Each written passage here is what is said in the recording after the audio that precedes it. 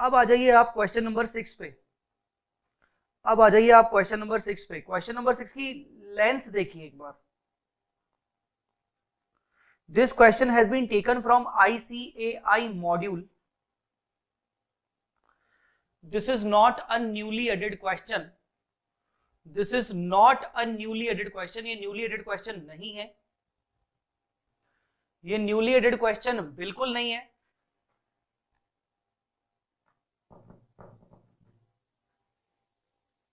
ये newly added question बिल्कुल नहीं है, ठीक है ना। क्वेश्चन नंबर 6 करेंगे। क्वेश्चन में क्या करना है मैं आपको पहले ही बता देता हूं। Consolidated balance sheet, consolidated profit and loss statement, including consolidated cash flow statement, और उसके साथ साथ statement of changes in equity, statement of changes in equity. So ये क्वेश्चन बहुत बड़ा क्वेश्चन है, बट बिलीव मी बहुत इजी क्वेश्चन है, बहुत ज्यादा इजी क्वेश्चन है। सिर्फ बड़ा है इसीलिए ये क्वेश्चन देखकर थोड़ा सा डर भी लग सकता है। कोई भी स्टूडेंट अगर इंस्टीट्यूट के मॉड्यूल में या फिर ये हमारे मॉड्यूल में कहीं भी ये क्वेश्चन देखे, वो 4 बार पहले सोचेगा कि मैं इस क्वेश्चन को ट्राई करूं नहीं करूं। मैं थोड़ा सा पहले आराम से, मैं पहले इसके लिए टाइम निकालता हूं, फिर मैं ट्राई करूंगा। मतलब ऐसा क्वेश्चन है ये। But literally when I saw this first time, बहुत पहले मैंने ये देखा था क्वेश्चन फर्स्ट टाइम, मेरे ही माइंड में आया यार क्या बात है यार, बहुत सारी चीजें। पर जब हम क्वेश्चन पढ़ना शुरू करेंगे ना, आपको अंदर से फीलिंग आने लगेगी कि यार आपको आता है। सीरियसली बोल रहा हूं, आपको एक पॉजिटिव फीलिंग आने लगेगी। जैसे जैसे मैं आपको क्वेश्चन पढ़ाते जाऊंगा, मैं आपसे क्वेश्चंस पूछते रहूंगा उस पर, तो आपको फीलिंग आने लगेगी हाँ हाँ हाँ बन जाएगा बन जाएगा, हाँ ये पार्ट तो मुझे पता है। हाँ एक आध कुछ न्यू चीजें रहेंगी, वो हम डिस्कस करते हैं। चलिए लेट्स स्टार्ट। अभी एग्जैक्टली मैं बोलूं तो 11 बज रहे हैं। देखते हैं कितनी देर में होता है, क्योंकि समझाना भी रहेगा बीच बीच में। तो मैं 1 घंटे का टारगेट लेके चल रहा हूं। मैं मान के चल रहा हूं कि 1 घंटा लगेगा पूरा पूरा क्वेश्चन कवर अप होने में। Prepare the consolidated financial statement. साफ साफ बोल रहा है कंसोलिडेटेड फाइनेंशियल स्टेटमेंट बनाइए, बैलेंस शीट नहीं, P&L नहीं, सब कुछ। Given below are the financial statements of P and Q। ये आपको financial statements, individual financial statements दिए हुए 31 मार्च 2011। सिर्फ एक ही रिक्वेस्ट रहेगी आप सभी लाइव स्टूडेंट्स के साथ कि बी रिस्पॉन्सिव। मुझे आपका रिस्पॉन्स चाहिए टाइम पे, और सभी बच्चों का। ऐसा नहीं कि बच्चों यार वो 1-2 लोग बोलेंगे यार वो कर लिया ना, उसने बता दिया ना, चलो मैं नहीं बताऊं। Be responsive at every point of time. Faculty की एनर्जी डिपेंड करती है स्टूडेंट की एनर्जी के ऊपर, तो मेरी एनर्जी डिपेंड करती है आपकी एनर्जी के ऊपर। मुझे आपकी एनर्जी दिखनी चाहिए, तभी मेरी एनर्जी काम करेगी। Rupees in lakhs, rupees in lakhs में काम चल रहा है। 31 मार्च 2011 की बैलेंस शीट है। बैलेंस शीट को एक बार चेक कर लेते हैं कि कैसी बैलेंस शीट है। प्रॉपर्टी प्लांट एंड इक्विपमेंट, फिर नॉन करंट इन्वेस्टमेंट्स, ठीक है, फिर लोन्स। मैंने नॉन करंट इन्वेस्टमेंट्स को इसीलिए थोड़ा सा टिक लगाया क्योंकि यार इन्वेस्टमेंट्स होते हैं। फिर लोन्स, फिर इन्वेंट्रीज, फिर ट्रेड रिसीवेबल्स, फिर cash and cash equivalents, share capital, other equity, long term borrowings, deferred tax liabilities, long term provisions, trade payable, sundry short term provisions. ठीक है, यहां पर आपकी बैलेंस शीट खत्म हो गई। अब नोट्स टू फाइनेंशियल स्टेटमेंट्स। ऊपर जो अदर इक्विटी दिख रहा है, ऊपर जो अदर इक्विटी दिख रहा है 120 और 40 का, उसका बाइफर्केशन दिया हुआ है 1 लाख एंड 20, 30 एंड 10। इन्वेंट्री का बाइफर्केशन दिया है कि भाई रॉ मटेरियल कितना है, फिनिश गुड्स कितना है। ठीक है, now let's come to the second point. Let's come to the second point. Statement of profit and loss for the year ended 31st March 2012, rupees in lakhs. Sales कितना हुआ है 2,80,000. Other income ठीक है, expense, raw material consumed, changes in inventory, employee benefit expense, finance cost, depreciation, other expense, total expense, profit before tax, tax expense, current tax, deferred tax, profit after tax. ठीक है।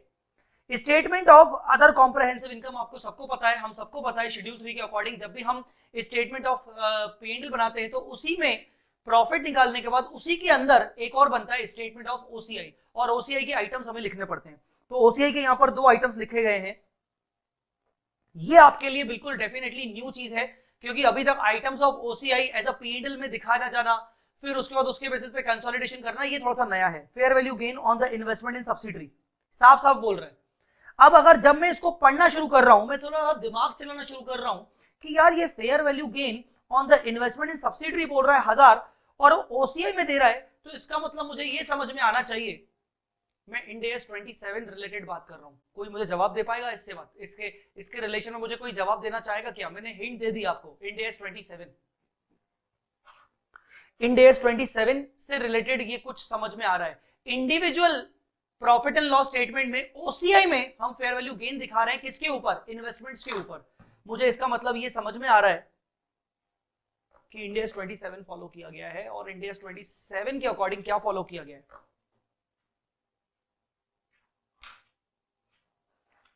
End S 27 के according क्या follow किया गया है?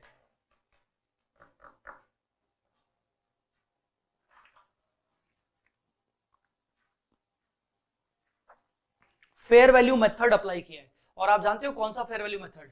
Fair value method जब भी हम अप्लाई करते हैं तो इंड एस 109 के अकॉर्डिंग अप्लाई करते हैं, और मैंने आपको बताया था कि फेयर वैल्यू थ्रू पीएनएल या फिर फेयर वैल्यू थ्रू ओसीआई कुछ भी हो सकता है। इन्होंने क्या किया है? एफवीटी ओसीआई, यहां पर उन्होंने एफवीटी ओसीआई, इन्होंने fair value through OCI follow किया है। उन्होंने अपने इन्वेस्टमेंट्स को फेयर वैल्यू तो किया है, पर पीएनएल में चार्ज ना करके उन्होंने ओसीआई में चार्ज किया है, फेयर वैल्यू थ्रू ओसीआई।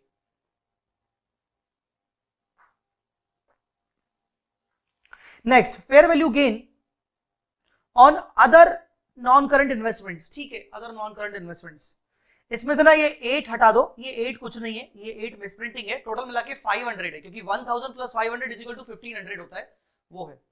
आगे ही कह रहा है, स्टार लगा हुआ है, note statement of other comprehensive income shall present items that will not be reclassified to PNL and items that will be reclassified to PNL, however such bifurcation has not been made above।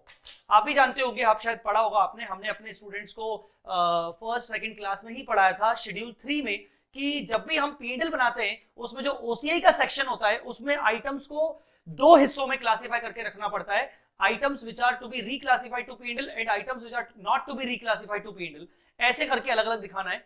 तो वो बोल रहा है कि ऐसे दिखाना चाहिए, पर हमने जो ऊपर आइटम्स दिखाए हैं हमने उनको बाइफर्केशन नहीं किया है, हमने उनको ऐसा कोई बाइफर्केशन नहीं किया। ठीक है, फिर statement of changes in equity, statement of changes in equity. अच्छा, सोकी आ गया 31 मार्च 2012। इस सोकी को देखें अपन, statement of changes in equity, तो share capital, general reserve, profit and loss, fair value reserve. Fair value reserve क्यों है? तो इसलिए है क्योंकि ऊपर हमने फेयर वैल्यू बनाया है, आप देखेंगे फेयर वैल्यू बनाया 1000 और 500 और इधर 250 का, तो ऑब्वियसली इसलिए ये फेयर वैल्यू रिजर्व का कॉलम आ रहा है। मैं फिर से बता दूं ये फेयर वैल्यू रिजर्व का कॉलम क्यों आ रहा है, आप ध्यान से देखेंगे 1000 और 500 आपको यही मिलेगा, 1000 और 500, क्योंकि सारे के सारे पीएनएल का जो फाइनल प्रॉफिट होता है और ओसीआई का जो फाइनल बैलेंस होता है वो सोकी में जाता है, तो ओसीआई का जो फाइनल प्रॉफिट होगा वो सोकी में अलग से दिखेगा फेयर वैल्यू रिजर्व में। अब हम इसको पढ़ें कि भाई इसके ओपनिंग बैलेंसेस दिए हुए हैं, फिर ड्यूरिंग द ईयर कंपनी ने डिविडेंड पे किया। अच्छा, ये पी लिमिटेड का है, ये पी लिमिटेड का है, ये पी लिमिटेड का सोकी है। ड्यूरिंग द ईयर कंपनी ने डिविडेंड दिया, डिविडेंड के ऊपर डिस्ट्रीब्यूशन टैक्स पे किया, dividend distribution tax. Dividend received from subsidiary, wow, dividend received from subsidiary, इसका मतलब हमें ये समझ में आ रहा है, ध्यान से देखिएगा, इसको ध्यान से देखिएगा, 1680 को ध्यान से देखेगा, और प्रॉफिट फॉर द ईयर 30,950 को ध्यान से देखेगा। 30,950 is came from here, is came from here, and अलग से उन्होंने लिखा है डिविडेंड रिसीव्ड फ्रॉम सब्सिडरी। इसका मतलब पता है समझ में क्या आता है? इसका मतलब ये समझ में आता है कि जो पेरेंट कंपनी है उसने डिविडेंड रिसीव तो किया है, पर डिविडेंड रिसीव करके उसने पीएनएल में चार्ज नहीं किया है। आप ध्यान से देखें, उसने अपने पीएनएल में चार्ज नहीं किया है, उसने अपनी अदर इनकम में चार्ज नहीं किया है। अगर किया होता तो वो सोकी में अलग से 1680 नहीं लिखता, वो ऑब्वियसली 30,950 में ऑलरेडी शामिल होता। हम प्रॉफिट का फाइनल फिगर 30,950 सोकी में दिखा रहे हैं, इसका मतलब जो डिविडेंड 1680 है वो अलग से डायरेक्ट सोकी में दिखाया गया है। समझ में आ रही है बात मेरी? उन्होंने डिविडेंड रिसीव्ड को डायरेक्ट सोकी में दिखाया है, ये बात समझ में आनी चाहिए। चलिए, उसके बाद ये हो गया। फिर ट्रांसफर टू रिजर्व, उन्होंने 20,000 पीएनएल से हटा के जनरल रिजर्व में ट्रांसफर कर दिया। ये पीएनएल और ये जनरल रिजर्व, उन्होंने 20,000 पीएनएल से हटा के जनरल रिजर्व में ट्रांसफर कर दिया। ठीक है,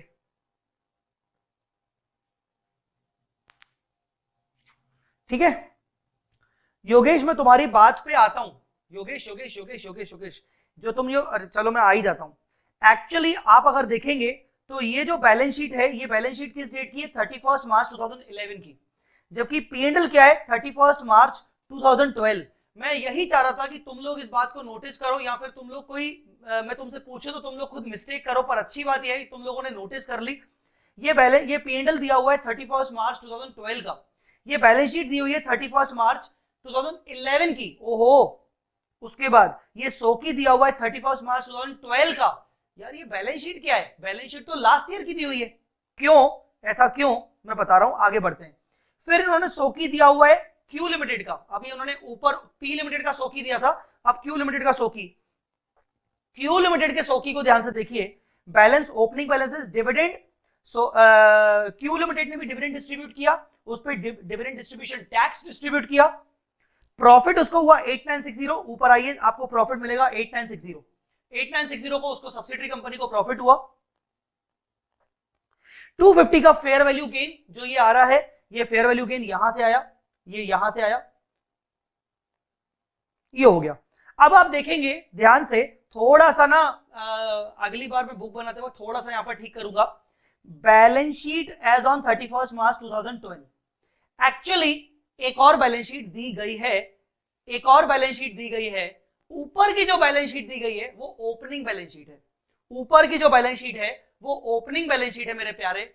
जो नीचे की बैलेंस शीट है वो क्लोजिंग बैलेंस शीट है 31 मार्च 2012। तो डोंट वरी, बैलेंस शीट भी we have the balance sheet of 31 March 2012। जो ऊपर की बैलेंस शीट है वो ओपनिंग बैलेंस शीट है। हाँ ठीक है सर, ठीक है ठीक है ठीक है सर, हमें लगा पता नहीं क्या डेट्स गलत है या क्या गलत है। ठीक है, ठीक है ना, यहां तक क्लियर हुआ। तो अब एक और बैलेंस शीट दी हुई है जो कि क्लोजिंग बैलेंस शीट है।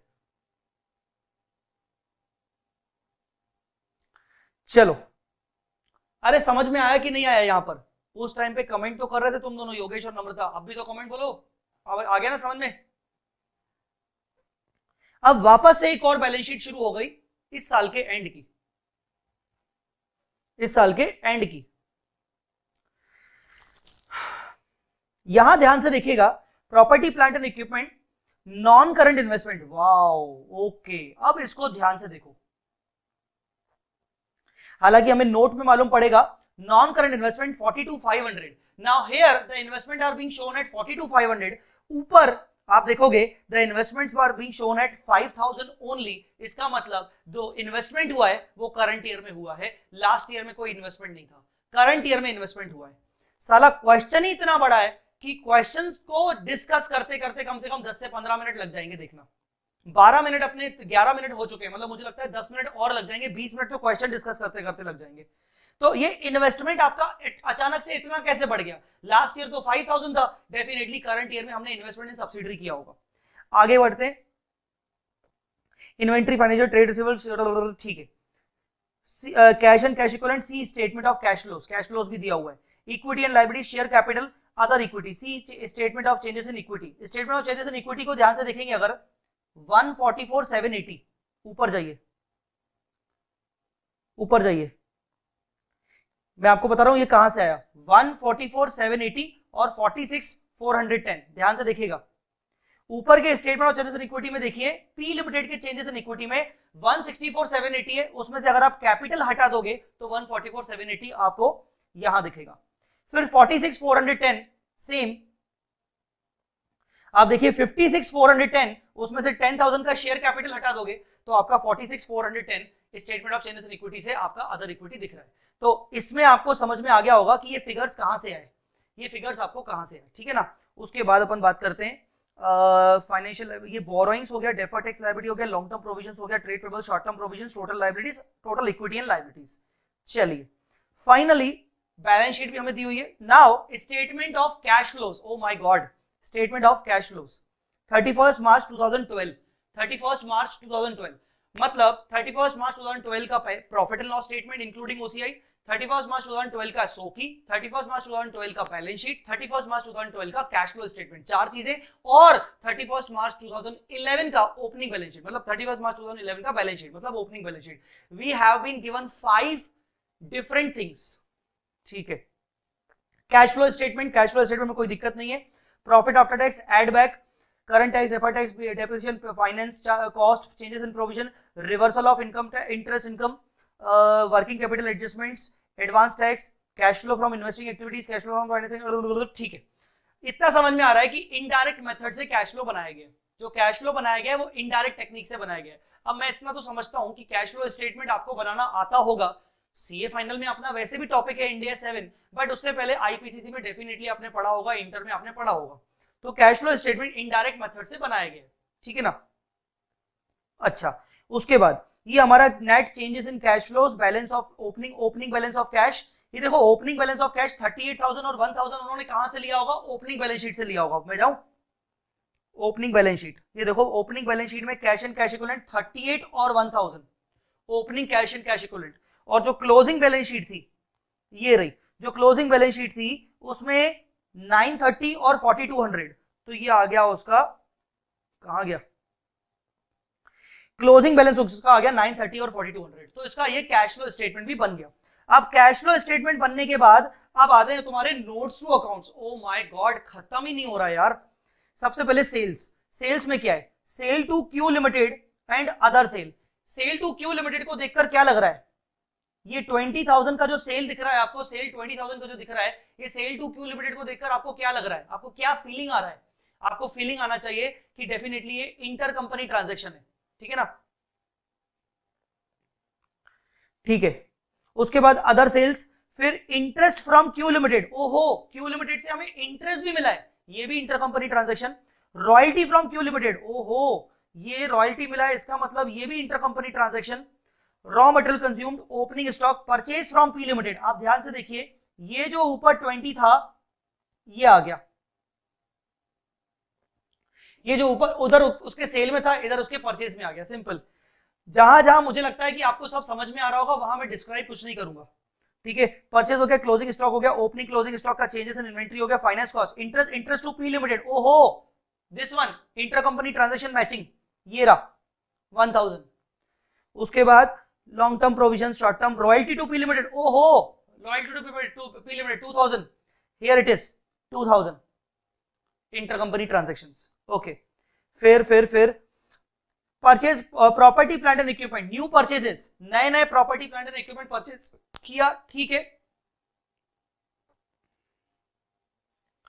न्यू परचेज किया, ठीक है ना, नया प्रॉपर्टी प्लांट एंड इक्विपमेंट, ठीक है। इन्वेस्टमेंट इन सब्सिडरी, वाओ, इन्वेस्टमेंट इन सब्सिडरी 37,000, इन्वेस्टमेंट इन सब्सिडरी 37,000, 37। एक बात बताओ, इन्वेस्टमेंट इन सब्सिडरी यहां पर तुम्हारा 37,000 है, ठीक है ना। चलो मैं तुमसे इसमें बाद में पूछूंगा। इन्वेस्टमेंट इन सब्सिडरी 37,000 है, अदर इन्वेस्टमेंट 5,500, टोटल आ गया 42,500। ये हमारे बैलेंस शीट में दिख रहा होगा 42,500, कहां है ये? 42,500 दिख गया, नोट नंबर 8। अब उसके जस्ट नीचे आओ, फेयर वैल्यू गेन, इन्वेस्टमेंट इन सब्सिडरी 1,000। अब मुझे एक बात बताओ, बैलेंस शीट में 37,000 का इन्वेस्टमेंट दिख रहा है and we are following India 27 fair value method, और करंट ईयर में हमने अपने इन्वेस्टमेंट का 1,000 से फेयर वैल्यू किया है, तो मुझे बताओ इन्वेस्टमेंट कितने का होगा? सर फिर से पूछिए, इन्वेस्टमेंट बैलेंस शीट में दिख रहा है 37,000 का, और हमने करंट ईयर में इन्वेस्टमेंट को फेयर वैल्यू किया है, और उससे हमें फेयर वैल्यू गेन आया है 1,000 रुपीज का, क्योंकि हमने इंडिया 27 फॉलो किया है। तो हमें बताइए कि इन्वेस्टमेंट ओरिजिनली कितने का होगा? 36,000 का। योगेश वेरी गुड, बहुत बढ़िया, बहुत बढ़िया, बहुत बढ़िया, 36,000 का इन्वेस्टमेंट होगा। अब मैं आपको इसको क्रॉस चेक करवा रहा हूं कैश फ्लो स्टेटमेंट से। आइए कैश फ्लो स्टेटमेंट में, cash flow from investing activity, उसमें ध्यान से देखिए, एक्विजिशन ऑफ सब्सिडरी 36,000 का इन्वेस्टमेंट किया है। कैश फ्लो स्टेटमेंट में तो दिख जाएगा ना, acquisition from cash flow from investing activity 36,000 का इन्वेस्टमेंट खरीदा है, 1,000 का हमने उसके ऊपर गेन बुक किया, तो अल्टीमेटली 37,000 हुआ। Very good, very good, very good, बाकी बच्चे भी वेरी गुड, बहुत बढ़िया। इसके बाद long term loans and provisions, long term provisions balance, short term, ठीक है, new provision, short term provision, ठीक है, balance provision for income tax, ठीक है, हटाओ। अब आते हैं एडिशनल इंफॉर्मेशन, वो 5-6 आइटम्स हो गए, अब आते हैं additional information. On 1/4/2011 date of acquisition. चलो अच्छी बात यह है कि डेट ऑफ एक्विजिशन, ध्यान से देखो, अच्छी बात यह है कि डेट ऑफ एक्विजिशन 1 अप्रैल 2011 है, इसका मतलब मुझे बताइए हमें क्या नहीं करना पड़ेगा। मैं क्यों बोल रहा हूं अच्छी बात है और क्या नहीं करना पड़ेगा हमें। P Limited acquired 70% equity shares 700 lakhs out of 1000 lakhs of Q Limited at 36,000 lakh। 36 इधर भी दे दिया, नहीं देता तो ज्यादा अच्छा होता, थोड़ा सा सस्पेंस में बच्चे खुद ही ढूंढते, पर इन्होंने दे दिया, कोई बात नहीं। थोड़ी थोड़ी चीजें ना ज्यादा इंस्टीट्यूट को ज्यादा भी नहीं बताना चाहिए, थोड़ा सा बच्चा खुद भी सर्च करे। हाँ, very good very good very good. Ambika ने सबसे पहले आंसर दिया no time adjustment. Very good बच्चों, नो टाइम एडजस्टमेंट, क्योंकि हमें डेट ऑफ एक्विजिशन 1 अप्रैल का ही दिया हुआ है और 1 अप्रैल का हम सोकी से निकाल लेंगे कितने रिजर्व से, तो हमें क्या नहीं करना पड़ेगा, हमें टाइम एडजस्टमेंट नहीं करना पड़ेगा। चलो, टाइम एडजस्टमेंट नहीं करना पड़ेगा, वेरी गुड। बाकी सबने भी जवाब दिया, very good. The company has adopted an accounting policy to measure the non-controlling interest at fair value, applying Ind AS 103। NCI fair value पे होगा, ठीक है। NCI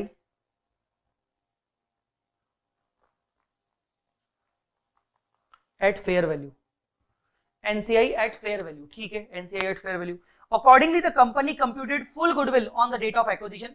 Shares of both the companies are of face value 10 each. Market price per share of Q Limited as on 1/4 is 55 rupees.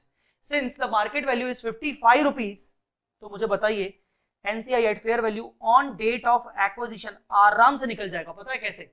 700 lakhs हमने खरीदे हैं out of 1000 lakhs, तो इसका मतलब NCI के पास 300 lakhs नंबर होंगे, NCI के पास 300 lakhs नंबर होंगे, और Q लिमिटेड के एक शेयर की वैल्यू कितनी है? 55 रुपीज। हमारे पास आसानी से NCI आ जाएगा 300 into 55, that is 16,500.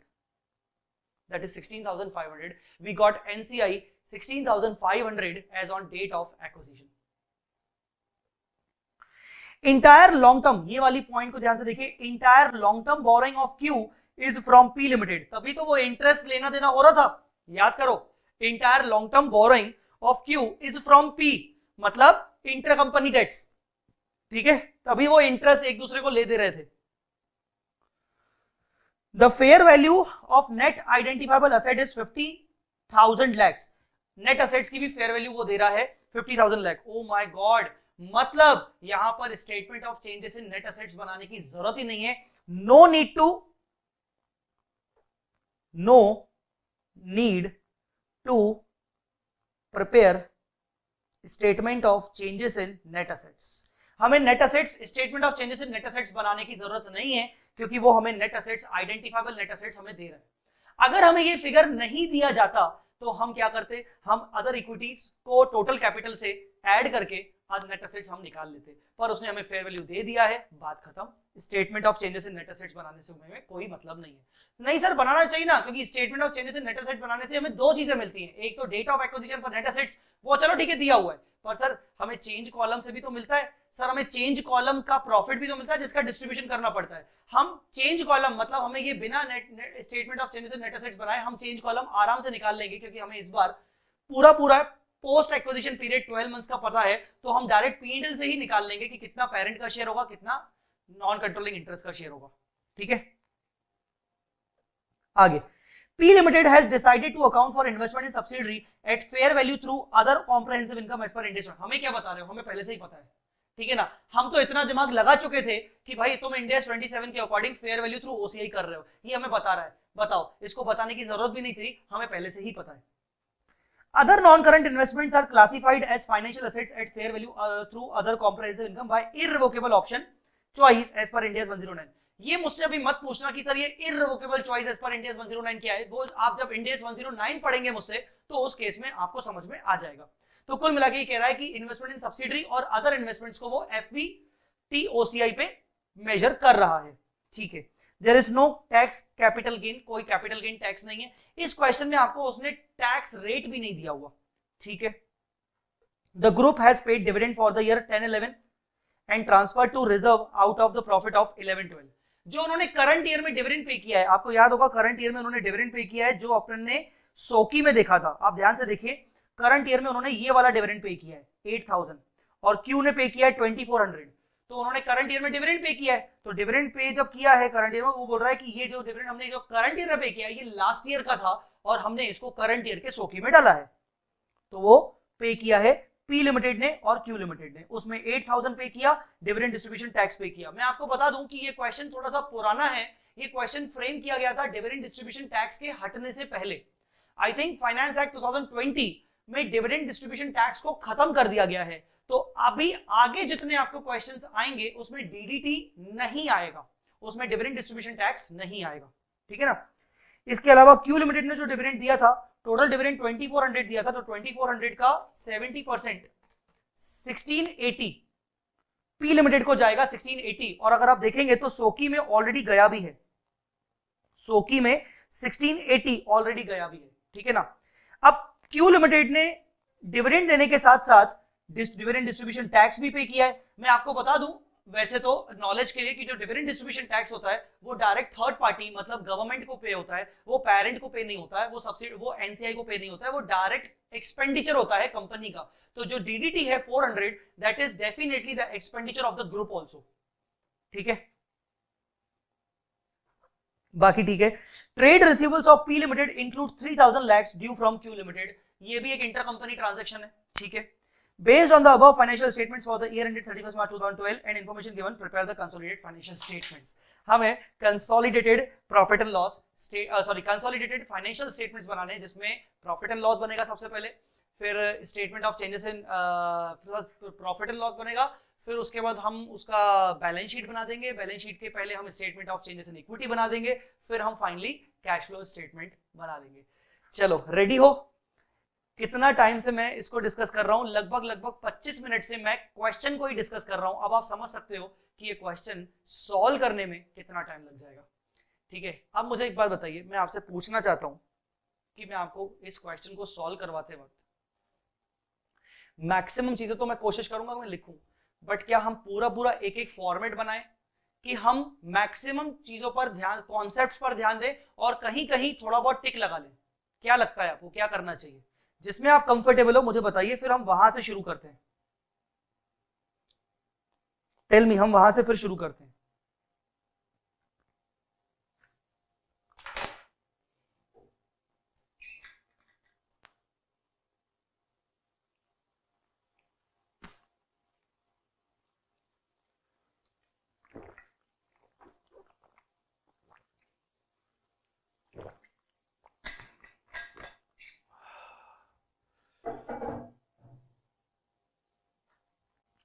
कोई जवाब नहीं दे रहा, क्या ढीले बच्चे मिले मुझे।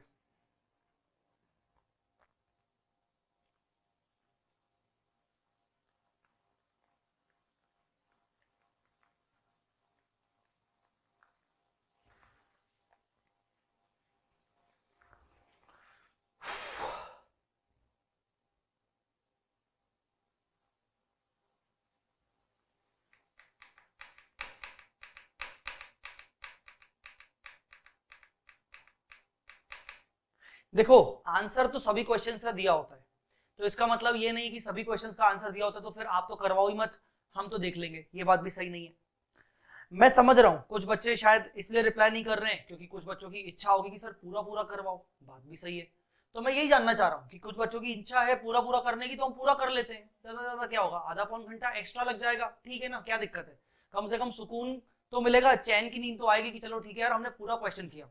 और नहीं, हम क्वेश्चन करना शुरू करते हैं। एक काम करते हैं, कल की क्लास में आपने मुझे बताया था कि sir consolidated profit and loss statement में हमें तकलीफ होती है, तो हम ऐसा भी तो कर सकते हैं कि हम जहां हम कंफर्टेबल हैं हम वो वाला पार्ट टिक टिक खेलेंगे, और जहां हम कंफर्टेबल नहीं है, जहां हमने मोस्टली चीजों को ट्राई नहीं किया, वहां हम खुद करके देखेंगे।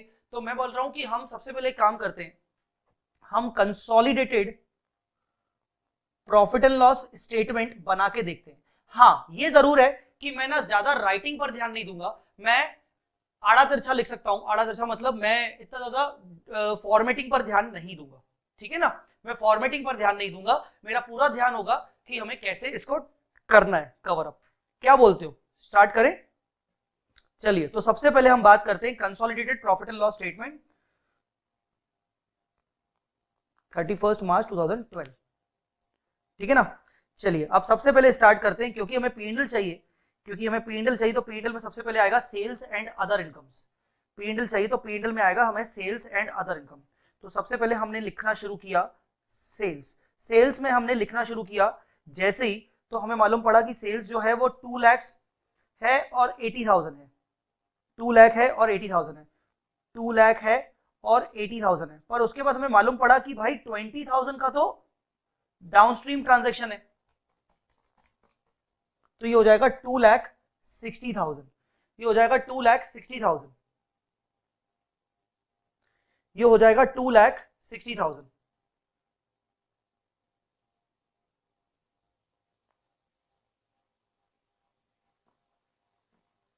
ठीक है, फिर उसके बाद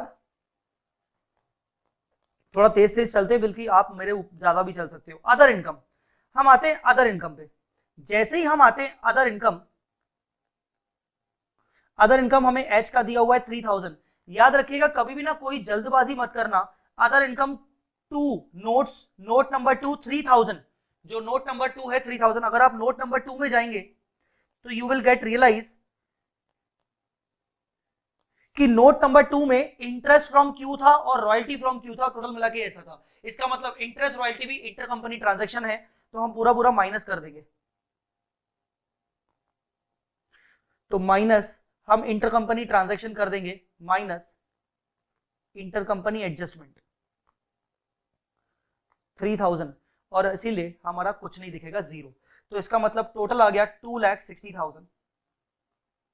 उसके बाद हम अब एक्सपेंस पे खेलेंगे। एक्सपेंस में सबसे पहले रॉ मटेरियल कंज्यूम्ड 110 और 48,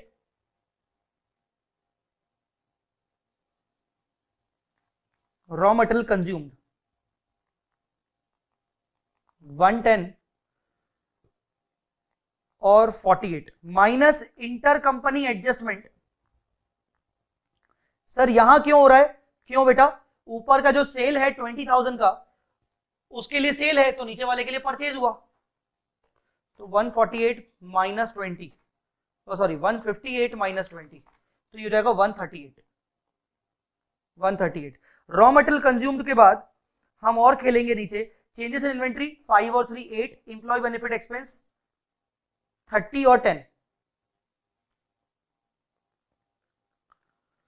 चेंजेस इन इन्वेंट्री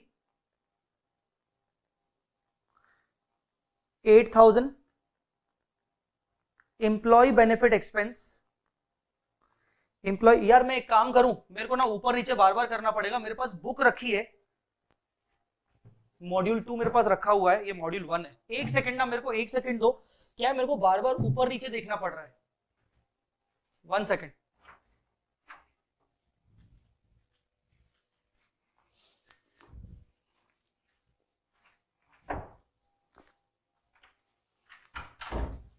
ठीक है, मैं क्या कर रहा हूं, मैंने बुक ओपन कर दी है और मैं बुक से डायरेक्ट देखता जा रहा हूं, क्योंकि मेरे लिए क्या है, बहुत ऊपर नीचे करना पड़ रहा है।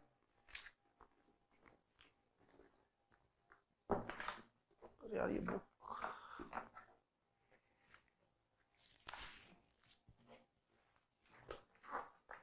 ठीक है ना। चलिए, रॉयल्टी रह गई। कौन सी रॉयल्टी रह गई भाई? रॉयल्टी किस में रह गई? मेरे हिसाब से रॉयल्टी जो अदर एक्सपेंस में ना, रॉयल्टी कहां पर है? रॉयल्टी जो है वो अदर में है, तो अदर में जाके माइनस करूंगा ना मैं। और ऊपर की रॉयल्टी तो माइनस कर ही ली ना मैंने, पूरा पूरा 3,000 ही माइनस कर दिया ना मेरे भाई। इसमें रॉयल्टी और इंटरेस्ट एक्सपेंस दोनों, इंटरेस्ट इनकम दोनों आ गया, मतलब इनकम इनकम पोर्शन हटा दिया। ठीक है, अब employee benefit expense, employee benefit expense 30 और 10 40,000। ठीक है ना, 40,000 आपका इंप्लॉय बेनिफिट एक्सपेंस हो गया। फिर आपका आता है फाइनेंस कॉस्ट। फाइनेंस कॉस्ट जो एच और एस का रहेगा, ये रहेगा 2700 और 1000। इसमें माइनस करेंगे इंटर कंपनी एडजस्टमेंट 1000। सर क्यों माइनस करेंगे? क्योंकि जो 1000 था इसके लिए एक्सपेंस है और होल्डिंग कंपनी के लिए इनकम था, अदर इनकम में था, इसीलिए हमने किया। तो यहां पर 2700 आएगा। उसके बाद डेप्रीसिएशन, डेप्रीसिएशन, डेप्रीसिएशन कितना आएगा? 7 और 4 11, 7 और 4 11। उसके बाद अदर एक्सपेंसेस, अदर एक्सपेंस में रॉयल्टी है, एच और एस। अदर एक्सपेंस में रॉयल्टी है, अदर एक्सपेंस में रॉयल्टी है 10 350 अदर एक्सपेंस 10 350 और 6040 minus inter company adjustment, inter company adjustment 2000 का रॉयल्टी, 2000 का रॉयल्टी। तो ये कितना हो गया 10 350 प्लस 6040 माइनस 2000 का रॉयल्टी, ये हो गया 14390। गाइस सॉल्व कर रहे हो कि तुम बस देख रहे हो? तो हम तो टिक लगाते जाएंगे। सॉल्व कर रहे हो मेरे साथ साथ कि नहीं कर रहे हो? मतलब ये तो वही हो जाएगा, गधामारी हो जाएगी। ठीक है ना, सॉल्व करना है आपको। ठीक है, अदर एक्सपेंस भी हो गया। तो अब कुल मिला के टोटल मिला के अदर एक्सपेंस हम टोटल कर लेते हैं कि हमारा अदर एक्सपेंस कितना आएगा। 138 minus 8 plus 40 plus 2700 plus 11000 plus 14390। Other expense हो गया हमारा 198090। टोटल ये बी हो गया और ये टोटल ए हो गया। तो ए माइनस बी, अब हम क्या लिखेंगे? Profit before tax. हम यहां लिखेंगे प्रॉफिट बिफोर टैक्स ए माइनस बी माइनस 260। तो ये हो गया 61910, 61910। ठीक है ना, 61910 प्रॉफिट बिफोर टैक्स हो गया। उसके बाद हम माइनस करेंगे टैक्स एक्सपेंस, उसके बाद हम माइनस करेंगे टैक्स एक्सपेंस। टैक्स एक्सपेंस कितना है? करंट टैक्स कितना है? 15, मतलब टोटल है करंट टैक्स 19,000 और डेफर टैक्स कितना है? डेफर टैक्स टोटल है 3,000। ठीक है ना, दोनों ऐड हो रहे हैं, 19 प्लस 3 ये हो गया 22,000। तो इसके बाद हमारा आ गया 61910 माइनस 22,000, ये हो गया 39910। ये हो गया profit after tax, profit after tax 39910, 39910, 39910 profit after tax हो गया। ठीक है ना, ये हो गया प्रॉफिट आफ्टर टैक्स। अब अगर इसमें इस प्रॉफिट आफ्टर टैक्स को डिस्ट्रीब्यूट करूं तो प्रॉफिट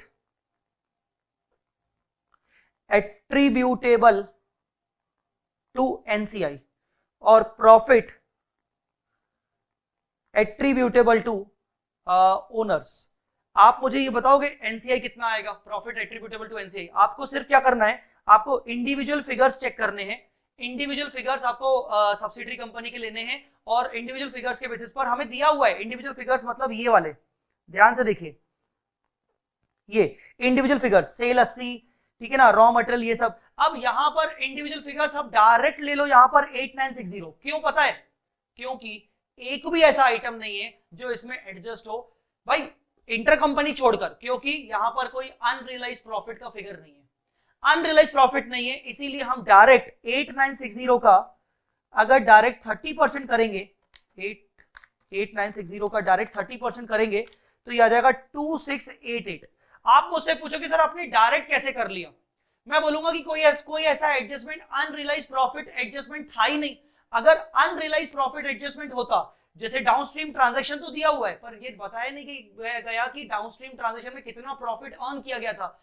अगर मालूम होता तो हम डेफिनेटली उसके closing stock changes in inventory में एडजस्ट करते और एडजस्ट करने के बाद का प्रॉफिट पे हम करते। जो कल तुम मुझसे पूछ रहे थे ना, जो कल तुम मुझसे पूछ रहे थे कि सर वो ना तकलीफ होती है एनसीआई निकालने में, बस सीधा सीधा ये है कि एनसीआई का जितना भी आपका फाइनल सब्सिडरी का जो भी आपका इंडिविजुअल पीएनएल दिया हुआ है उसमें आप अगर अनरियलाइज्ड प्रॉफिट का एडजस्टमेंट करोगे तो बाकी का आप एनसीआई निकाल लोगे, वहां से आ जाएगा 2688। तो कुल मिला के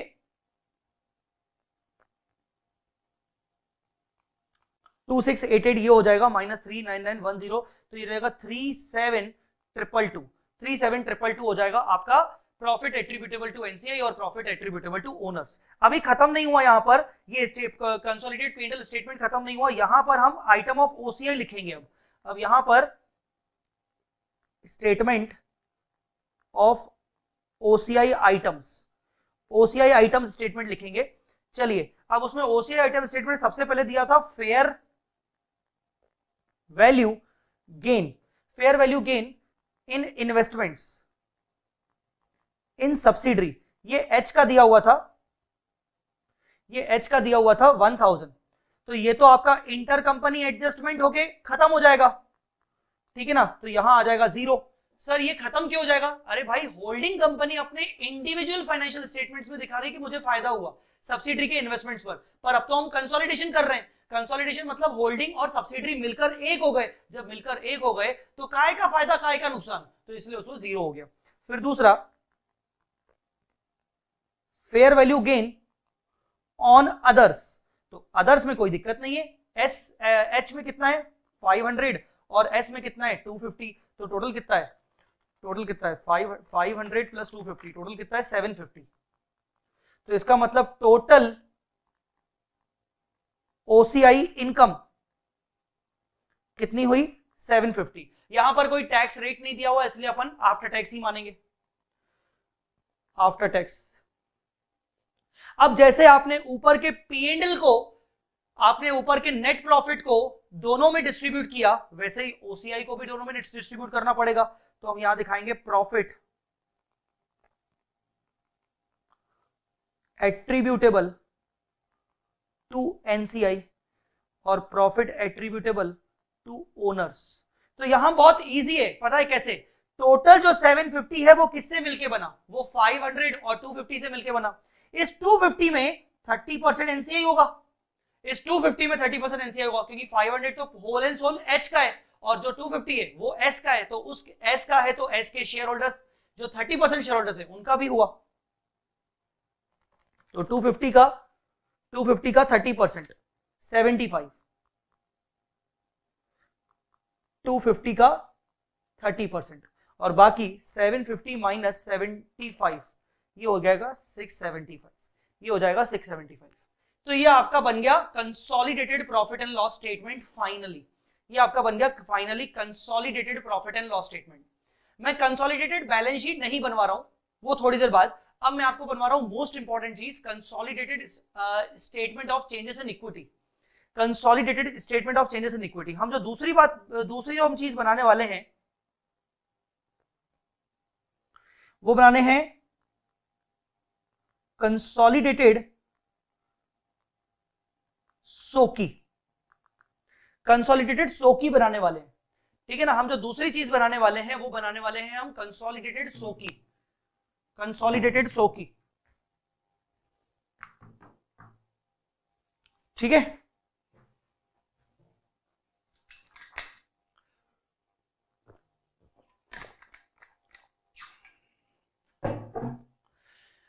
हो गया पीएनएल, हो गया बेटा आपका। अब कंसोलिडेटेड सोकी पे चलते हैं। कंसोलिडेटेड सोकी अगर आप ध्यान से देखें तो कंसोलिडेटेड सोकी दो, जब हम सोकी बनाते हैं तो दो पार्ट्स में बनाते हैं, पार्ट ए पार्ट बी। तो मैं बोलूंगा पार्ट ए मतलब पार्ट 1 शेयर कैपिटल, तो यहां पर बोलेंगे शेयर कैपिटल आउटस्टैंडिंग ऑफ कौन सी कंपनी थी, पी लिमिटेड। मैं एच लिख रहा हूं, वो उसको इग्नोर करना। पी लिमिटेड का शेयर कैपिटल कितना है, शेयर कैपिटल कितना है 20,000, बस दैट्स इट, ये हो गया पार्ट 1। अब हम बनाते हैं कंसोलिडेट सोकी का पार्ट 2। पार्ट टू में क्या आता है, अदर इक्विटी, अगर आपको पता हो तो अदर इक्विटी। पार्ट 2 में आता है अदर इक्विटी, पार्ट 2 में आता है अदर इक्विटी सोकी। अब आप अपने क्वेश्चन में सोकी निकाल लीजिए, मतलब ये वाला पोर्शन निकाल लीजिए, कहां गया ये वाला पोर्शन। अब आप अपने क्वेश्चन में ये वाला, ये क्वेश्चन का ये वाला पोर्शन निकाल के रखिए, ये बहुत इंपॉर्टेंट पार्ट है, ठीक है ना, ये वाला बहुत इंपॉर्टेंट पार्ट है सोकी, अदर इक्विटी। इसमें हेडिंग डालेंगे जनरल रिजर्व, इसमें हेडिंग डालेंगे जनरल रिजर्व,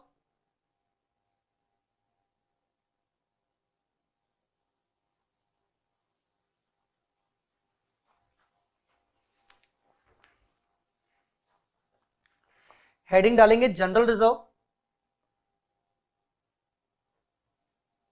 और profit, general reserve, profit and loss, और इसमें अदर इक्विटी में आपका एक और आ जाएगा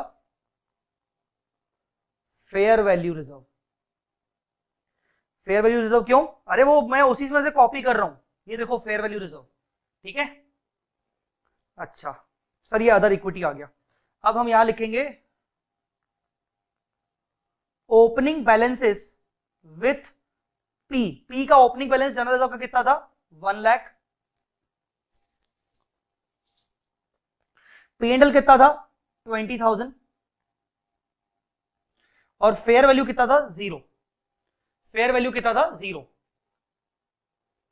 ठीक है बेटा, ध्यान से statement of changes in equity देखिए ध्यान से, वो इंडिविजुअल क्वेश्चन में जो दिया हुआ है। अब सेकंड पॉइंट दिया हुआ है डिविडेंड पेड 8,000 और उसके ऊपर डिविडेंड डिस्ट्रीब्यूशन टैक्स, तो हम भी वैसा ही कर देंगे, minus dividend paid by P 8,000 DDT on above 1350 1350 1350, ठीक है ना। अच्छा तीसरा आइटम क्या दिया हुआ है? Dividend received from subsidiary. अब मैं आपको एक बात बताऊं, यहां अगर मैं लिख लेता हूं डिविडेंड रिसीव्ड फ्रॉम सब्सिडरी 1680, तो फिर मुझे फाइनली माइनस भी तो करना पड़ेगा 1680। आप समझ रहे हो? 1680 जो है मैं बोलूंगा डिविडेंड रिसीव्ड, पर सब्सिडरी के पॉइंट ऑफ व्यू से ये डिविडेंड पेड हो जाएगा, तो अल्टीमेटली 1680 क्या हो जाएगा? कट ऑफ हो जाएगा। तो मेरे पास दो ऑप्शन है, या तो मैं लिखूं ही ना, या तो मैं पहले प्लस करके फिर मैं माइनस करूं। कुछ बात समझ में आ रही कि नहीं? मैं पहले प्लस करके फिर मैं माइनस करूं, तो मैं पहले प्लस कर रहा हूं, plus dividend received 1680 dividend receive किया मैंने 1680, ठीक है। अच्छा अभी तक ये हमारा वाला बैलेंस है। इसके बाद प्लस माइनस यहां हम करेंगे ट्रांसफर टू जनरल रिजर्व। कुछ नहीं है, सबसे लास्ट इसने क्या किया है? P&L से 20,000 ट्रांसफर करके जनरल रिजर्व में 20,000 ट्रांसफर कर दिया है। तो अब आप पहले तो पी का इंडिविजुअल निकाल लीजिए, वो हो गया 120 20 माइनस 8 माइनस 13850 प्लस 1680। नहीं एक सेकंड, कुछ गड़बड़ हो गई,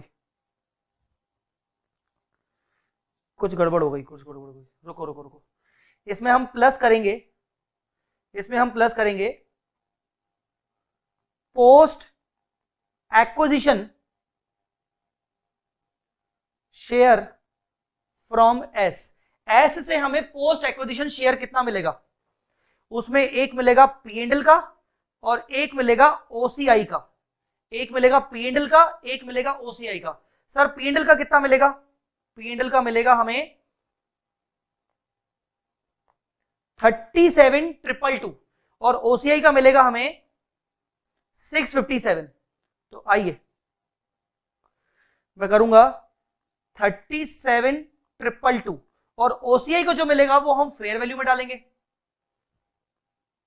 675। ये एडजस्टमेंट समझ में आया आपको? OCI का जो था वो 675 ऊपर फेयर वैल्यू वाले में चला गया और P&L वाले में ये वाला चला गया, ठीक है। अब आप ध्यान से देखिए, मैंने जो ये फिगर लिखा है 37,222, ये कहां से आया? मैं इसके ऊपर मैं रिकंसिलेशन करता हूं इसका। ये 37,222 कहां से आया? सर ये 37,222 मुझे यहां से आया। इसका मतलब 37,222 मेरे कंसोलिडेटेड प्रॉफिट आफ्टर टैक्स है। मैं इसको आगे मुझे लिखना चाहिए कंसोलिडेटेड प्रॉफिट आफ्टर टैक्स। ये कंसोलिडेटेड प्रॉफिट है, इसका मतलब इसमें profit of holding as well as profit of subsidiary, items of holding as well as items of subsidiary है। और ये प्रॉफिट आफ्टर टैक्स है, आफ्टर डिस्ट्रीब्यूशन नहीं है। मतलब इसमें से डिविडेंड दिया जाता है। डिविडेंड जो पे किया जाता है वो इसमें से पे किया जाता है। मैं आपको दिखा देता हूं, आप आइए क्यू के सोकी में, क्यू के सोकी में क्यू ने डिविडेंड डिस्ट्रीब्यूट किया है 2400 का। वो कहां से डिस्ट्रीब्यूट किया है? प्रॉफिट कमाने के बाद डिस्ट्रीब्यूट किया है ना, प्रॉफिट कमाने के बाद डिस्ट्रीब्यूट किया है। तो इसीलिए मैं वही कह रहा हूं कि अब जो यहां पर 37,222 आया, यहां पर 37,222 आया, इसका मतलब इसमें डिविडेंड शामिल होगा। इसका मतलब यहां पर मुझे डिविडेंड को माइनस करना पड़ेगा, minus dividend, dividend received by P paid by कौन है? क्यू 1680, ये मुझे माइनस करना पड़ेगा, 1680 मुझे माइनस करना पड़ेगा। सर माइनस क्यों किया, फिर से बता दीजिए। सबसे पहले तो मैंने 1680 रिसीव किया था, 1680 मैंने रिसीव किया था। फिर मेरे को जो पोस्ट एक्विजिशन शेयर मिला 37,222, इसमें सब्सिडी का भी प्रॉफिट मुझे मिला। और ये जो प्रॉफिट है, ये जो प्रॉफिट है बेसिकली, कुछ बात समझो, ये जो प्रॉफिट है, ये प्रॉफिट बिफोर डिविडेंड है। तो इसका मतलब मुझे इसमें डिविडेंड का भी शेयर आ गया, तो मैं डबल डबल क्यों करूंगा, यहां से मुझे माइनस करना पड़ेगा। अरे समझ आया कि नहीं? जल्दी बोलो।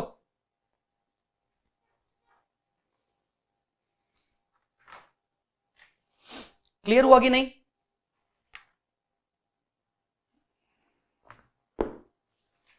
क्लियर हुआ कि नहीं?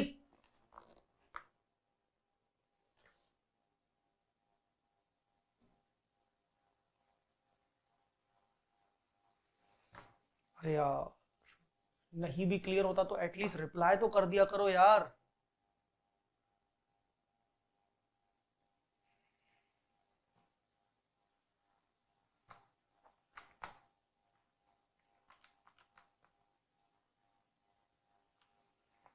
ओके,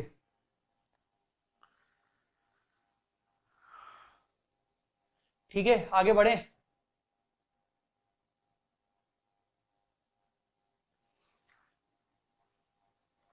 सोकी कहां गया? सोकी, सोकी के मेरे सारे आइटम्स हो गए, सोकी के मेरे सारे आइटम्स हो गए, सोकी के मेरे सारे आइटम्स हो गए। बस डिविडेंड बच गया, डिविडेंड डिस्ट्रीब्यूशन टैक्स रह गया। अब यहां पर ध्यान से देखिए, यहां पर लिखेंगे आप, माइनस करेंगे, minus dividend distribution tax paid by subsidiary company, paid by subsidiary company. कितना पे किया है सब्सिडरी कंपनी ने dividend distribution tax? Dividend distribution tax subsidiary company ने कितना पे किया है? 400। Now try to understand, this 400 is not paid to holding company, it is not paid to NCI, it is paid to the government outside. इसका मतलब this is wholly and solely the expense of the group also. This is also the expense of group. This dividend distribution tax which is paid by subsidiary company to the government becomes the expense of entire group, and hence it is the expense of because it is the expense of entire group, so we are deducting from here. यहां लिखेंगे since expense of group because paid to government, paid to government, government को pay हुआ तो it is expense of the group. Understood guys? It is expense of the group. Now try to understand, आप जब total करोगे, ये तो आ जाएगा 675, ये आ जाएगा 120, ये कितना आएगा? 20 minus 8 minus 1350 plus 1680 minus 20 plus 37,222 minus 1680 minus 400, ये आ जाएगा 27472 and it will be 148,147. This is other equity. This is your consolidated other equity of group. Guys, इतना समझ में आया? अब अगर मैं एनसीआई की बात करूं तो मुझे NCI as a working note में बनाना पड़ेगा।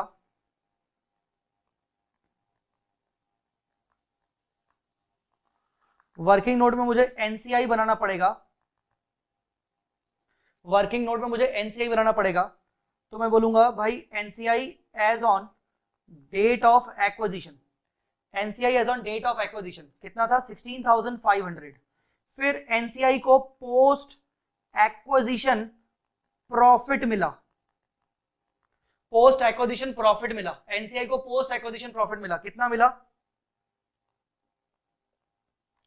एनसीआई को पोस्ट एक्विजिशन प्रॉफिट कितना मिला? 26,888। और ओसीआई कितना मिला? 75।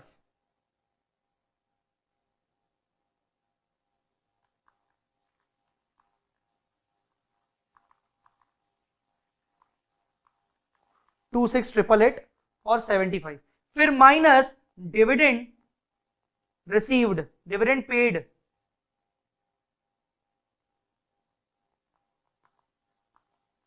To NCI already. जो डिविडेंड ऑलरेडी एनसीआई को पे हुआ है वो कितना हुआ है? 2400 का 30%, मतलब 720। वो माइनस क्यों कर रहे हैं? माइनस इसलिए कर रहे हैं, आपको पता है ना, हम हमेशा माइनस ही करते हैं। लॉजिक क्या है? जो आपने ऊपर ऐड किया है 2688, जो आपने ऐड किया है 2688, this is profit after tax, this is basically the PAT. तो इसका मतलब इसमें से अभी डिविडेंड भी तो मिलना बाकी था और डिविडेंड मिल चुका है, मतलब एनसीआई को 2688 देना है जिसमें से 720 डिविडेंड दे चुके हैं। तो NCI will be 16,500 plus 2688 plus 75 minus 720, 18,543।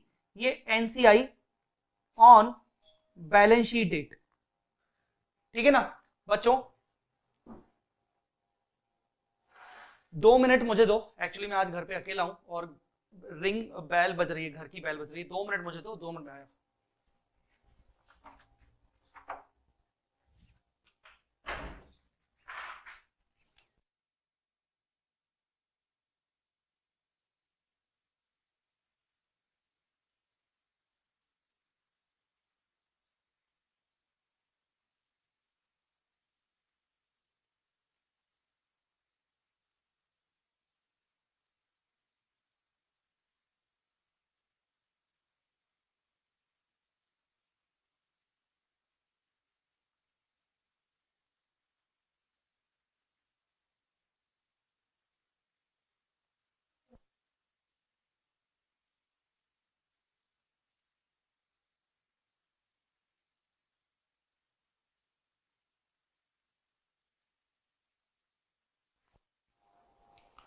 हाँ जी,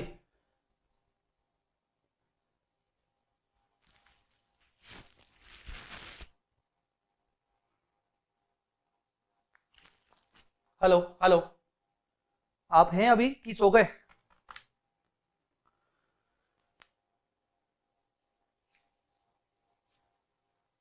हो अभी कि सो गए? 18,543। हेलो, 18,543। तो यह आपका हो गया एनसीआई 18,543।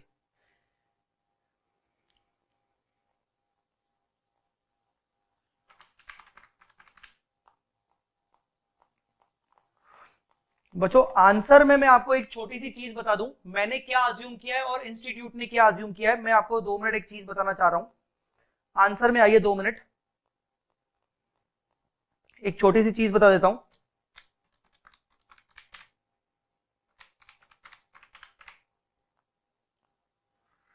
आप यहां पर सबसे पहले तो आंसर में थोड़ी सी मिस्टेक है, मिस्टेक नहीं है, मतलब बेसिकली आप जब कंसोलिडेटेड बैलेंस शीट में आओगे उसमें यहां पर शेयर कैपिटल लिखा हुआ है, यहां अदर इक्विटी लिखा हुआ है, एनसीआई का फिगर लिखना भूल गए पर बैलेंस शीट टैली हो रहा है तो एनसीआई का फिगर आएगा। तो मैं कहीं पर एनसीआई लिखा लेता हूं और एनसीआई का फिगर हमारा कितना था?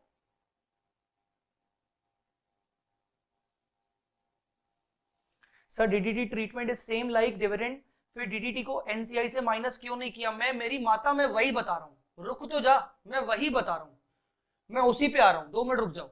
एनसीआई एनसीआई मुझे बताओ कितना है, एनसीआई अपन ने ऊपर कितना निकाला, समथिंग कुछ 18 समथिंग निकाला था ना, एनसीआई कितना निकाला था देखो एक बार,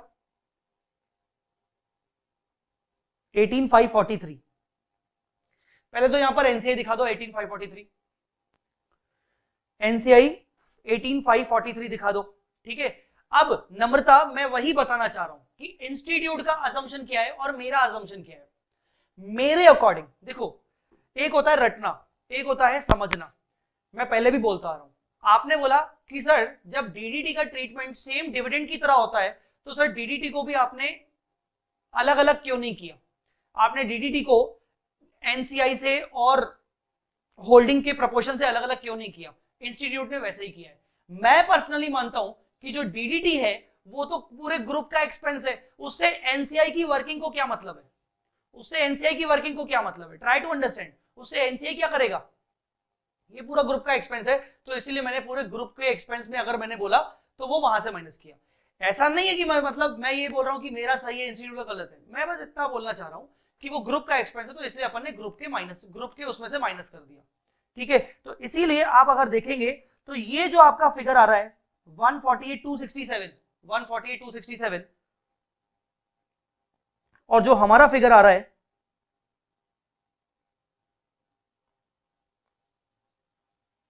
हमारा जो फिगर आ रहा है 148,147, अगर आप डिफरेंस निकालेंगे तो 148,147 माइनस 148,267 आपका 120 रुपीज का डिफरेंस आएगा, जो कि उन्होंने क्या किया है, उन्होंने 120 यहां पर उन्होंने क्या किया है, 400 की जगह डीडीटी का 400 की जगह 400 इंटू 70%, उन्होंने सिर्फ यहां पर 280 माइनस किया है और बाकी उन्होंने 120 यहां से माइनस किया है। मैं बोल रहा हूं कि पूरा डीडीटी ग्रुप का एक्सपेंडिचर होगा, ये मेरा पर्सनल व्यू है। हाँ, ऑल्टरनेटिव ट्रीटमेंट ये भी बन सकता है कि 280 आपने ग्रुप में से माइनस किया और 120 एनसीआई के होल्डर्स ने बियर किया, ये भी एक पॉइंट है, ठीक है ना। तो मैं अभी जो मैंने आपको करवाया है वो मैंने आपको अपना पॉइंट ऑफ व्यू बता दिया, क्योंकि वो अल्टीमेटली बाहर थर्ड पार्टी को जा रहा है, तो इसलिए मैंने आपको बता दिया कि 18,543 आ रहा है यहां पर और यहां पर आ रहा है हमारा 148,147। तो मैं वापस से नीचे बैलेंस शीट में जाऊं तो सिंस मैंने यहां पर 18,543 लिखा है तो यहां पर 148,147 लिखेंगे मेरे हिसाब से, मतलब ये पर्सनली मैं बोलूंगा मेरा ओवरव्यू है, ठीक है ना। You can follow ICI also, no doubt. इस पे मुझे व्हाट्सएप मत करना कि सर कौन सा करे क्या करे, मैं अब भी बता देता हूं, you can follow ICI also, और अगर आपको मेरा वाला व्यू सही लग रहा है तो आप मेरा वाला व्यू कर सकते हो, कोई दिक्कत नहीं है। तो ये मेरा यहां पर व्यू है, तो आपका ये मैच हो गया, ठीक है, 20,000 तो ऊपर का मैच हो गया। चलिए अब हमारा सोकी बन गया, एनसीआई बन गया, सब कुछ बन गया। अब हमारा क्या करेंगे, अब हम एक बनाना है हमें कंसोलिडेटेड बैलेंस शीट और एक बनाना है हमें कंसोलिडेटेड सीएफएस। कंसोलिडेटेड सीएफएस बिना कंसोलिडेटेड बैलेंस शीट के नहीं बनाया जा सकता, कंसोलिडेटेड सीएफएस बिना कंसोलिडेटेड बैलेंस शीट के नहीं बनाया जा सकता। तो अपन एक काम करते हैं, मैं अपनी बुक में आंसर निकाल लेता हूं, मैं आपको बैलेंस शीट टिक टिक करवाता हूं, ये हो गई बैलेंस शीट, ये आपके सामने बैलेंस शीट, मेरे मतलब मैं क्वेश्चन जो है वो आपकी स्क्रीन पर दिख रहा है, ठीक है, क्वेश्चन आपकी स्क्रीन पर दिख रहा है, मैंने बुक में आंसर निकाल के रखा है, कहां गई बैलेंस शीट, ये रही, बुक में आंसर निकाल के रखा है। अब हम एक एक करके डिस्कस करेंगे। सबसे पहले प्रॉपर्टी प्लांट एंड इक्विपमेंट 117 और 45, प्रॉपर्टी प्लांट एंड इक्विपमेंट में कोई एडजस्टमेंट था ही नहीं, आप देखिए आंसर में आपका 117 और 45, total property plant and equipment 162 होगा, मैं भी देख लेता हूं, हाँ 162 है। तो बेसिकली 1 यहां पर मैं बोलूंगा 162, ठीक है ना, मतलब मैं सीएफएस की बात करूं तो। उसके बाद नेक्स्ट नॉन करंट इन्वेस्टमेंट्स, में अगर आप ध्यान से देखेंगे, तो 42,500 में से 37,000 जो था इन्वेस्टमेंट था, 37,000 जो था वो इन्वेस्टमेंट था, 42,500 में से 37 गया तो कितना बचेगा, 5,500 बचेगा, 5,500 और ये 1,250, तो ये आपका हो जाएगा 6,750। अरे 42,500 में 37,000 वॉज इन्वेस्टमेंट। आप बोलोगे सर 36 था, मैं बोलूंगा 36 में लिया था प्लस फेयर वैल्यू गेन किया था उन्होंने 1000 का, जिसका हमने एलिमिनेशन ऑलरेडी हमने ओसीआई कंसोलिडेट ओसीआई में से कर लिया, तो उसका दूसरा इफेक्ट यहाँ पे करेंगे।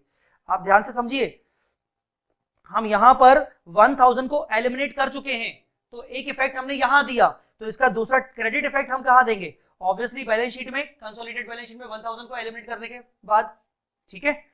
उसके बाद long term loans, long term loan जो ये 10,000 दिख रहा है, आई थिंक अब ये नहीं दिखेगा। क्यों? क्योंकि ये इंटर कंपनी लोन था, ऊपर शायद एक नीचे शायद पॉइंट लिखा हुआ था, entire long term borrowing of Q is from P. तो बोरिंग जो होगी, जो क्यू की जो बोरिंग होगी, जो क्यू की बोरिंग होगी वो भी कहीं ना कहीं शामिल होगी वहां पर, बोरिंग ये 10,000, तो ये भी शामिल होगी, तो इसलिए मैंने यहां पर नेट कर दिया, ये 0 आ गया, ठीक है।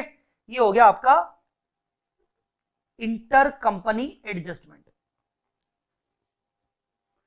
ठीक है, 0 हो गया। उसके बाद इन्वेंट्रीज 35 और 15, ये हो गया 40, इन्वेंट्री हो गया 40, नहीं 40 नहीं 50, 30 और 15 50 होता है। उसके बाद ट्रेड रिसीवेबल 10 और 8 18, नहीं नहीं नहीं नहीं नहीं, नहीं। एक सेकेंड, 18 और शायद 3000 के ट्रेड रिसीवेबल भी इंक्लूड थे, कहीं लिखा था, कहीं लिखा था, कहीं लिखा था, ये 3000 ट्रेड रिसीवेबल और पी 3000, तो 18 माइनस 3 15,000 दिखेगा।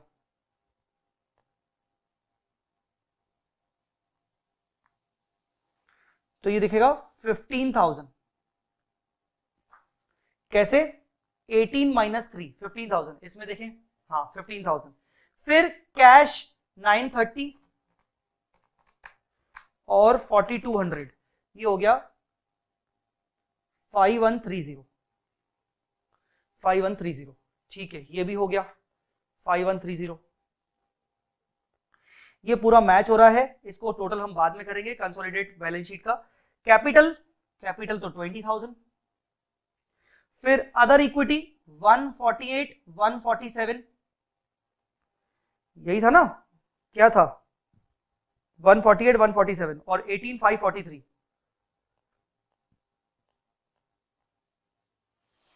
और 18 543 आपका था एनसीआई, और ये था अदर इक्विटी,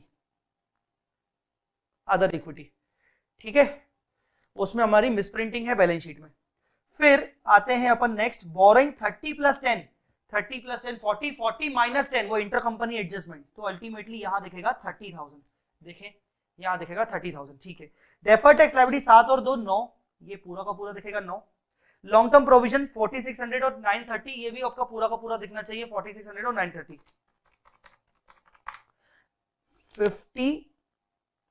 55 कहां है? 5530, ठीक है। उसके बाद ट्रेड पेबल्स 8 और 4 12, 12 माइनस 3, वो 3000 हमने डेटर से भी माइनस किए थे, तो 9000। शॉर्ट टर्म प्रोविजंस 1050 प्लस 110, तो ये हो जाएगा 1160, ठीक है, दैट्स इट। एक बार टैली करें,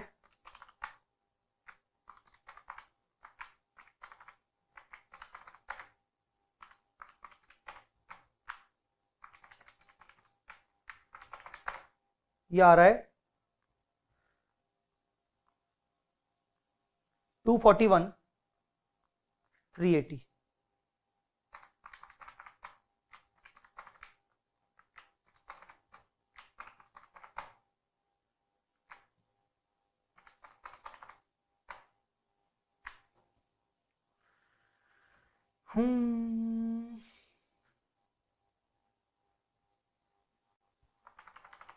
मुझे बताइए आ रहा है कि नहीं?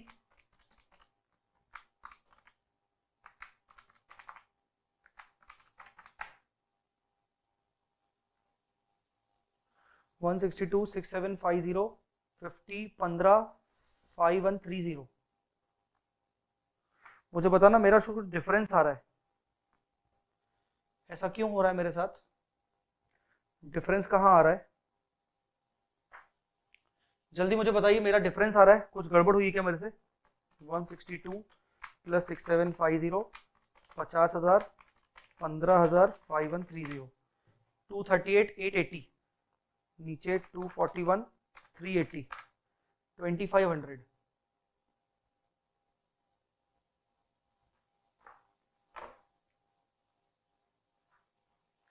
चेक करो बेटा।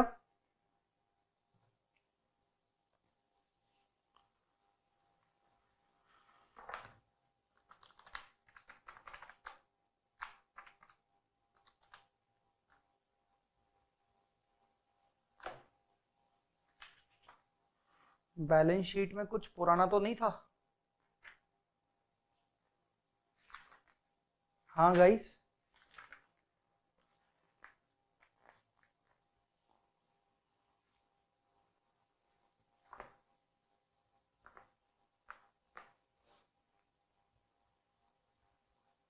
जल्दी बताइए।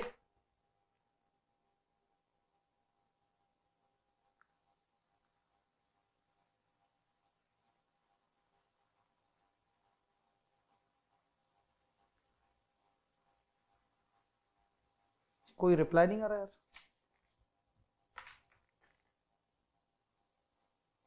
ऐसा तो आइटम हमने छोड़ा नहीं यार।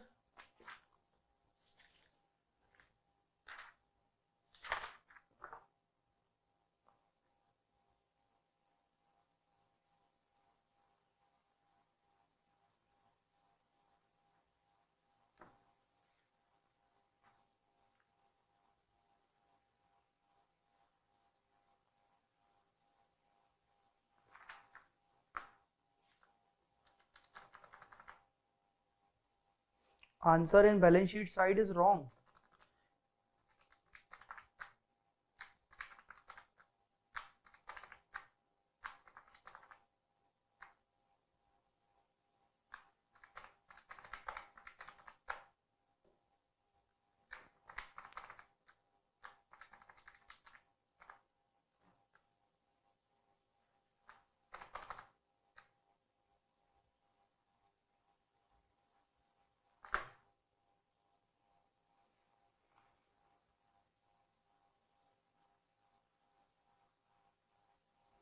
अच्छा हाँ, हम गुडविल निकालना भूल गए। एक बार गुडविल निकाल लेते हैं। Investments 3600 plus NCI 16,500 minus 100% net assets. Yes, हम गुडविल निकालना भूल गए। इन्वेस्टमेंट्स कितने थे, सॉरी नेट असेट्स कितने थे? कहीं पर नेट असेट्स लिखा था 50,000।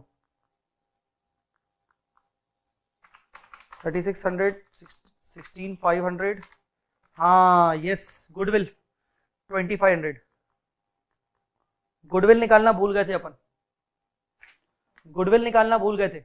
2500 गुडविल। यस यस यस, तो एक हमें लिखना पड़ेगा गुडविल 2500। अब हमारा टैली हो जाएगा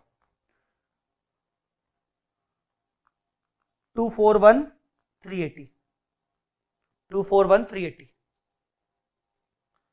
241,380। हमने गुडविल निकालना भूल गए। बिल्कुल बिल्कुल बिल्कुल बिल्कुल, गुडविल हमने निकाली नहीं। मैंने वही सोचा यार, बैलेंस शीट तो ऐसे क्वेश्चन भी नहीं दिख रही, तो इसका मतलब बैलेंस शीट जो आंसर में दिया हुआ है उसमें एक और एडजस्टमेंट होगा गुडविल का। बाप रे बाप, गुडविल का आएगा।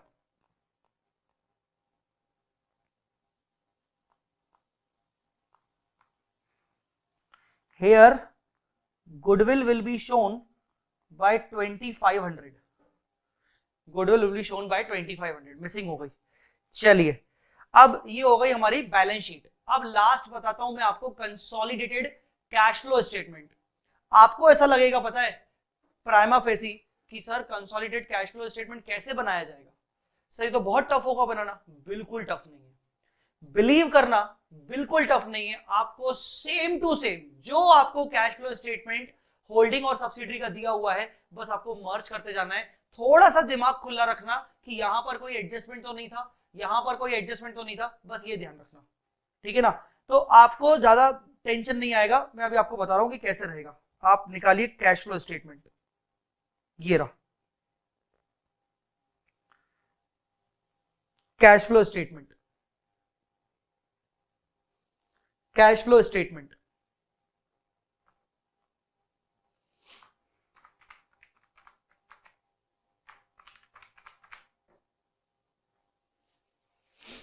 चले स्टार्ट करते हैं। 3950 प्लस 8960, तो ये कितना होगा 39910। सर इन दोनों के प्रॉफिट को डायरेक्ट ऐड कर दिया, या तो आप यहां से उठाओ 39910, या तो जो हमने प्रॉफिट निकाला था 39910 वहां से उठा लो, कोई दिक्कत नहीं, ठीक है ना। आप ये वाला उठा लो या फिर आपने उन दोनों को प्रॉफिट को ऐड कर दिया, इस क्वेश्चन में कोई दिक्कत नहीं। हाँ, अगर इस क्वेश्चन में अनरियलाइज प्रॉफिट का एडजस्टमेंट होता तो डेफिनेटली मैं यहां वाला उठाता, मतलब अल्टीमेटली, क्योंकि ऊपर हमने कहीं ना कहीं अनरियलाइज प्रॉफिट वाला एडजस्टमेंट भी पास किया होता, स्टॉक में से हमने कुछ ना कुछ प्रॉफिट को एलिमिनेट किया होता, तो इसीलिए हम 39910 वाला उठाते, मतलब हम ये वाला उठाएंगे 39910। अगर आप ये उठाते हो फिर भी कि भाई 3950 प्लस 8960, तो इसमें आपको माइनस वापस से वो अनरियलाइज प्रॉफिट का एलिमिनेशन दिखाना पड़ेगा, ठीक है। अब एड बैक कर लेते, 15 plus 4 19, defer tax 2 plus 1 3, depreciation 7 plus 4 11, finance cost, यहां गड़बड़ है, यहां गड़बड़ है। क्यों? फाइनेंस कॉस्ट 2700 इसका है और 1000 इसका है। अब आप अगर ऊपर जाओगे पीएनएल में, तो फाइनेंस कॉस्ट कंसोलिडेटेड पीएनएल में हमने क्या किया था, ध्यान से देखिए, हमने फाइनेंस कॉस्ट में कंसोलिडेटेड पीएनएल में इंटर कंपनी एडजस्टमेंट किया था 1000 का, तो यहां पर भी होगा, फिर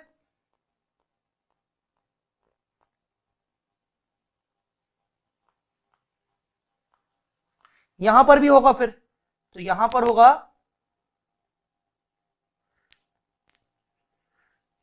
3700 माइनस 1000, मतलब मैंने इंटर कंपनी एडजस्टमेंट यहां पर भी कर दिया।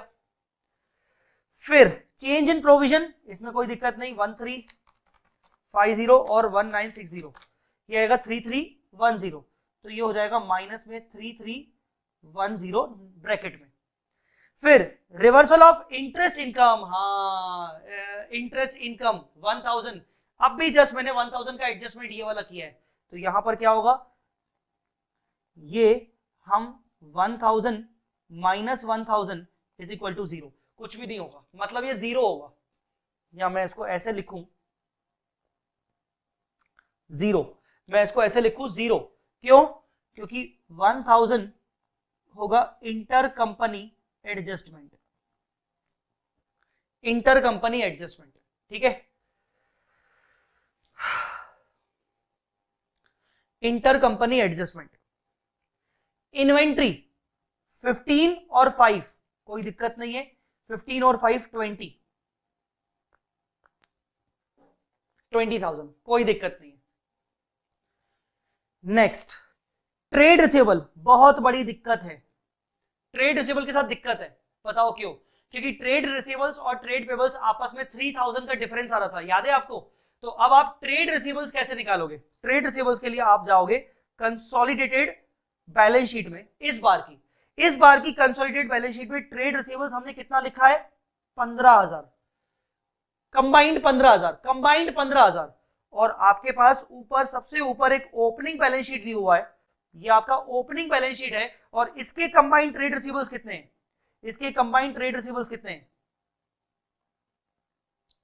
इसके कंबाइंड ट्रेड रिसीवेबल्स कितने हैं, 18,000। See the combined trade receivables opening are 18 and the closing is 15। 15 का जो क्लोजिंग है वो इंटर कंपनी एडजस्टमेंट हटाने के बाद है, तो 18 was opening and 15 was closing, there is a decrease in asset, decrease in asset leads to increase in cash। तो यहां पर ट्रेड रिसीवेबल आपका 3000 का ऐड हो जाएगा, ठीक है ना, 3000 का आपका ऐड हो जाएगा। क्लियर? कुछ समझ में आया कि नहीं? सर जी मैंने 2 और 2 को कुछ नहीं किया यहां पर, याद रखना। ट्रेड रिसीवेबल वाला इफेक्ट समझ में आया? जल्दी बोलो। ट्रेड रिसीवेबल आपने क्या किया, आपने ओपनिंग बैलेंस शीट में दोनों के ट्रेड रिसीवेबल को कंबाइन कर लिया और कंसोलिडेटेड बैलेंस शीट में आपके पास कंबाइंड ट्रेड रिसीवेबल पड़ा हुआ है, ओपनिंग क्लोजिंग को कंपेयर कर लिया। Trade receivable, then trade payable, same combined balance sheet में trade payable is 9000 trade payable is 9000 and opening combined is 8000 opening combined is 8000 there is 8000 combined trade payable opening and 9000 closing, there's an increase in current liability leads to increase in cash, तो 1000 से add हो जाएगा, 1000 से add हो जाएगा। Answer में क्या है, 1000 से ऐड है, ठीक है। एडवांस टैक्स का कुछ नहीं है, सीधा सीधा आ जाएगा 19000, नेगेटिव दिख रहा है तो नेगेटिव कर देंगे, ठीक है। तो ये हो जाएगा आपका कैश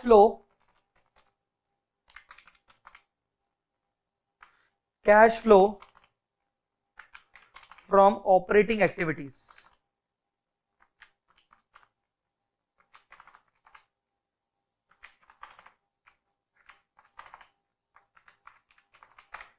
$37,300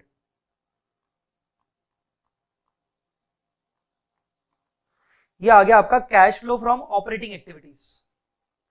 अब चलते हैं अपन आगे, cash flow from investing activities. 17 और 5 ये हो जाएगा 22, 36 ये 36 रहेगा। अब ये मत बोलना कि सर 36 वो तो इंटर कंपनी इन्वेस्टमेंट किया है, एक्चुअली में आउटफ्लो गया है और सामने वाली कंपनी को आउटफ्लो नहीं गया है। याद रखना this 36,000 is outflow to outside public, क्योंकि हमने जब शेयर खरीदे होंगे तो सब्सिडरी के अदर शेयर होल्डर से खरीदे होंगे, तो ये आउटसाइड चले गए। So this 36,000 must be there. आपको एक छोटा सा डाउट आएगा कि सर 36 इन्वेस्टमेंट किया सब्सिडरी में किया है तो ये तो सर इंटर कंपनी एडजस्टमेंट हो जाएगा। नहीं, सब्सिडरी को पैसा थोड़ी मिला है, आपने 36 का इन्वेस्टमेंट किया, ठीक है, पैसा क्या सब्सिडरी को मिला? नहीं नहीं नहीं नहीं, पैसा सब्सिडरी को नहीं मिला, पैसा मिला आउटसाइड शेयर होल्डर्स जो कि पहले शेयर होल्डर्स हुआ करते थे सब्सिडरी कंपनी के, उनको पैसा मिला, तो इसलिए ये 36,000 लिखेंगे। इंटरेस्ट इनकम ये आपका हो जाएगा 0, क्यों? क्योंकि 1000 आपका हो जाएगा इंटर कंपनी एडजस्टमेंट। ऊपर अपन ने किया था ये देखो 1000 रिवर्सल ऑफ इंटरेस्ट इनकम, ठीक है। फिर डिविडेंड इनकम 1680 ये भी हो जाएगा 0, क्योंकि आपका इंटर कंपनी एडजस्टमेंट हो जाएगा। इंटर कंपनी एडजस्टमेंट, क्योंकि इंटर कंपनी कैसे 1680 हमें मिला, सब्सिडी बोल रही है उसने दिया, तो इंटर कंपनी एडजस्टमेंट। तो ये कितना हो गया 22 plus 36 58 negative 58 in cash flow from investing activities. अब आते हैं फाइनेंसिंग एक्टिविटीज। 8000 प्लस 2400 हाँ माइनस 1680, क्योंकि हमने ऊपर ये इंटर कंपनी एडजस्टमेंट किया तो अल्टीमेटली एनसीआई को जो पे किया वो आएगा, तो ये आ जाएगा 8720, ये आ जाएगा नेगेटिव में। 1680 माइनस किया, क्यों सर? ऊपर हमने 1680 नहीं लिया था, इंटर कंपनी एडजस्टमेंट, तो उसका मतलब जो 8720 दिख रहा है that is dividend paid to outsiders, dividend paid to outsider, और इसमें भी डिविडेंड पेड टू एनसीआई, ठीक है। डिविडेंड डिस्ट्रीब्यूशन टैक्स ये तो पूरा पूरा आ जाएगा 1350 और 400, ये आ जाएगा 1750। सर ये पूरा पूरा क्यों आ जाएगा? बेटा ये आउटसाइड गवर्नमेंट को दिया जाता है, मैंने अभी थोड़ी देर पहले बताया, इसलिए मैंने पूरे 400 मैंने अपने पीएनएल में डाले थे। इंटरेस्ट पेमेंट यहां पर भी 1000 एडजस्ट हो जाएगा, तो 2700 नेगेटिव आएगा, बस 2700 नेगेटिव आएगा। तो बताइए कितना आया?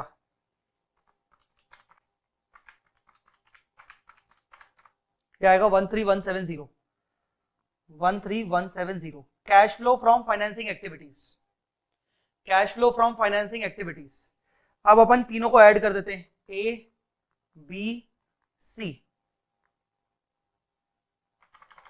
37,300 पॉजिटिव, माइनस 58,000 और ये भी आपका नेगेटिव है 13,170। ये आ जाएगा आपका 33,870 नेगेटिव नेट कैश आउटफ्लो। इसमें ऐड करो opening balance, combined opening balance के लिए अपने को लायबिलिटी बैलेंस शीट में जाना पड़ेगा। ओपनिंग बैलेंस शीट में कंबाइंड में कैश 38 और 1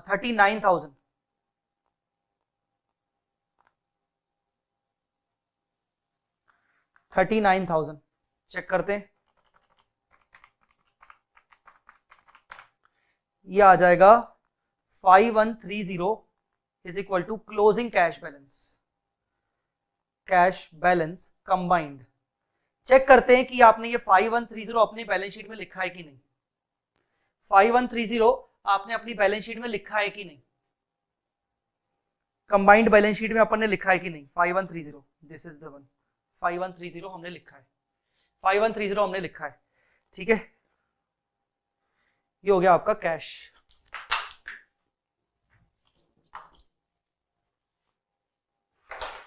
ये हो गया आपका कैश।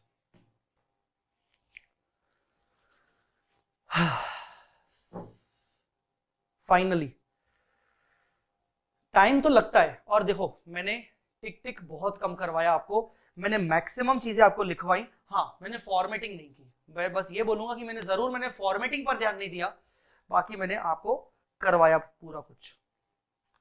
मैं इधर भूल गया, यस यहां मेरी मिस्टेक, मैं गुडविल निकालना भूल गया, बाकी सब ठीक था, ठीक है।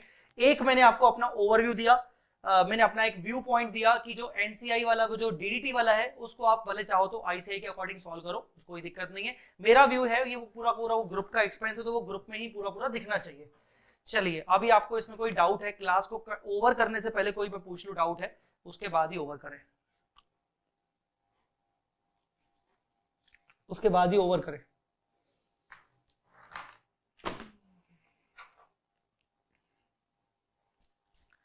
कैसा लगा आपको ये क्वेश्चन?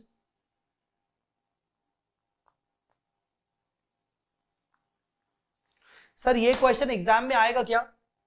आई पर्सनली फील कि नहीं आएगा, सिर्फ आपके ये नॉलेज पर्पस के लिए था, और इससे आपका consolidated statement of profit and loss की प्रैक्टिस हो रही है, कंसोलिडेटेड कैश फ्लो स्टेटमेंट की प्रैक्टिस हो रही है, और statement of changes in equity बनाने की प्रैक्टिस हो रही है। बैलेंस शीट तो आपको आती है, तो exam point of view it is time consuming, obviously for exam purpose it will not going to come।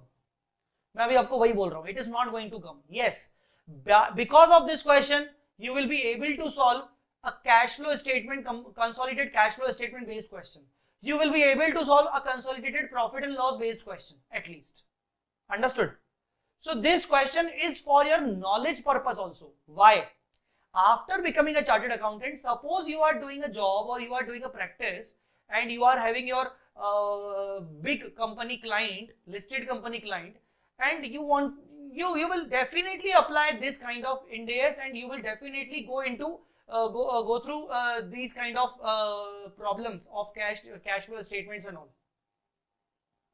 okay?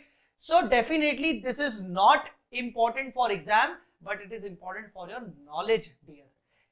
Secondary for exam purpose आपका कैश फ्लो स्टेटमेंट का प्रैक्टिस हो गया, आपका P&L स्टेटमेंट का प्रैक्टिस हो गया। Let me tell you one thing, in November 2020 attempt business combination में consolidated cash flow statement पूछा गया था। Now tell me, is this important? Yes, it is the important question, because in exam they asked consolidated cash flow statement question. Now tell me, and that was very easy, very much easy. Hello hello, video तो pause नहीं हुआ यार? Hello hello hello, नहीं video सही है मेरा। मेरे को दिख रहा है।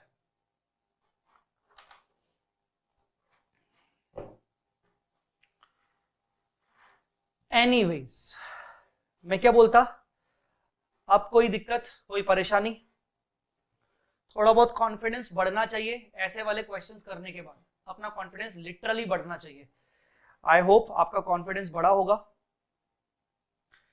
Tell me your view, your opinion. I hope आपका कॉन्फिडेंस बढ़ा होगा।